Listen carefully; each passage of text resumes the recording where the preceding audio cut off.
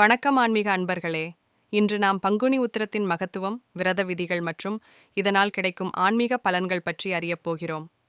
பங்குனி உத்திரம் என்பது ஏன் சிறப்பு வாய்ந்த நாள்? இந்த நாளில் எந்த தெய்வங்கள் திருக்கல்யாணம் கண்டன? இதில் விரதம் இருந்தால் என்ன பலன்? அனைத்தும் தெரிந்து கொள்ள வீடியோவை முழுமையாக பாருங்கள். பங்குனி உத்திரத்தின் சிறப்பு: தமிழ் வருடத்தின் கடைசி மாதமான பங்குனியில் வரும் உத்திரம் நட்சத்திர தினம் மிக முக்கியமான ஆன்மீக நாளாக கருதப்படுகிறது. இந்த நாளில் பல தெய்வங்கள் திருமணம் கண்டதாக புராணங்கள் கூறுகின்றன. முருகப்பெருமான் தெய்வானையுடன் திருமணம் நடந்தது திருப்பரங்குன்றத்தில் இந்த நாளில்தான். இதே நாளில் சிவபெருமான் பார்வதியம்மையை மணந்தார். மீனாட்சி அம்மனும் சுந்தரேஸ்வரருடன் கல்யாணமானார். ராமரும் சீதையுடன் பந்தம் கொண்டார். அத்தனை தெய்வங்கள் திருமணம் செய்து கொண்ட நாளாக இத்தினம் முக்கியத்துவம் பெறுகிறது. அதனால் பங்குனி உத்திர தினம் திருமணப் பெருவிழா என்று சொல்லப்படுகின்றது. பங்குனி உத்திர விரத விதிகள்: இந்த நாள் மிகவும் புண்ணியமான நாளாக இருப்பதால் பெண்கள் மற்றும் ஆண்கள் விரதம் இருந்து முருகன் அல்லது சிவபெருமான் கோவிலில் வழிபடுவது சிறப்பு.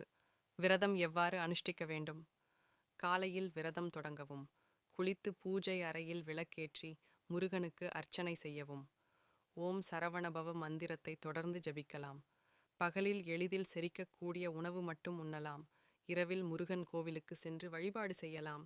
இதை செய்தால் திருமணத்தடை நீங்கி விரைவில் கல்யாணம் நடக்கும் என்று நம்பிக்கை. குலதெய்வ வழிபாட்டு சிறப்பு: குலதெய்வம் ஒரு குடும்பத்திற்கு மிக முக்கியமானது.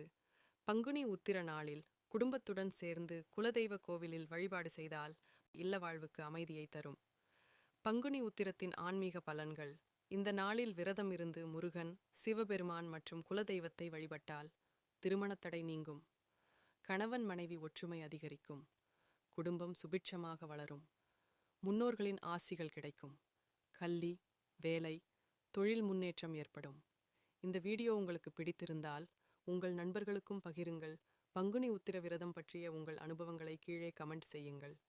நம்முடைய ஆன்மீக பயணத்தை தொடர்ந்து ஆதரிக்க மறக்காமல் ஆன்மீகம் தமிழ் சேனலை சப்ஸ்கிரைப் செய்யுங்கள்.